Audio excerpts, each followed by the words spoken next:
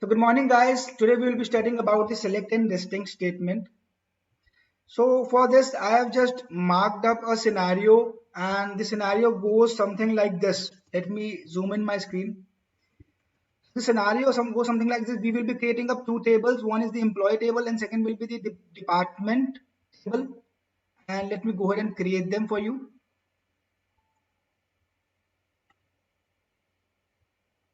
Okay, so both of the tables have been dropped. Let me create them now.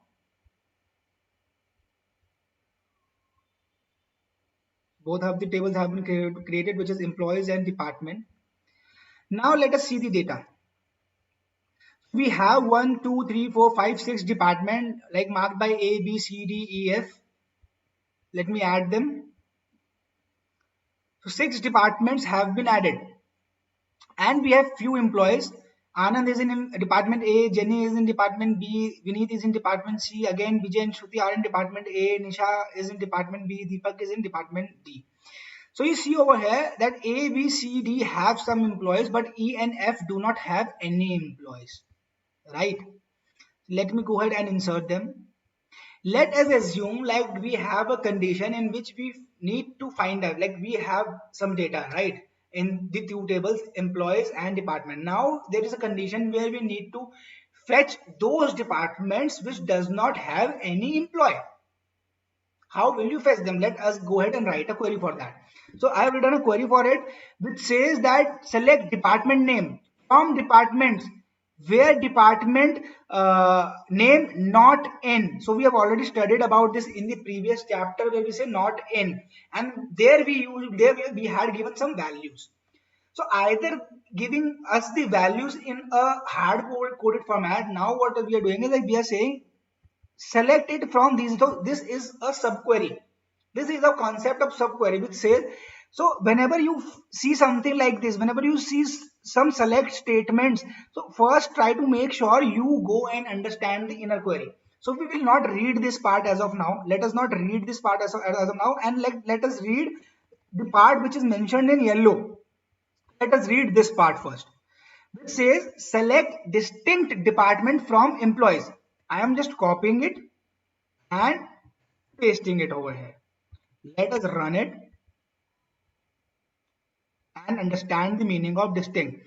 Whenever we say select distinct department from employees, it will first fetch all the departments, such as for A, B, then C, then A, then B, then Z. And at the end, it will remove all the duplicate department and just show us all the unique departments. So distinct means just show us all the unique departments. So distinct here is a keyword. So in Microsoft Excel, I'm not talking about Microsoft SQL, Excel, we have something called as duplicate remove duplicate records. It is very similar to that.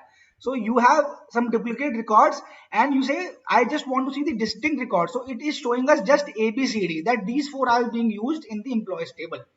Correct? So now let us go and see this. So in not in has this query and this query returns us A, B, C, D. So it says us select department from department, department name from department where department name not in A, B, C, D.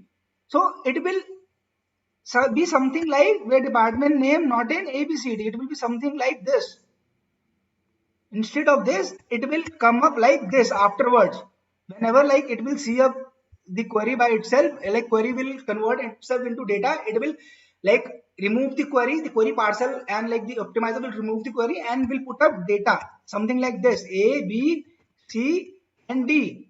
But this has been done by code because we want this to be done dynamically and we do not know what values are there in the code, in the tables. Like so we have written up a query inside it, like, and like these subqueries can be written at various places, like even in insert statement we have seen that.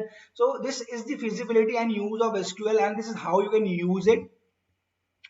So now again, instead of this we understand that these, and it says that now show us all the department name which are not ABCD.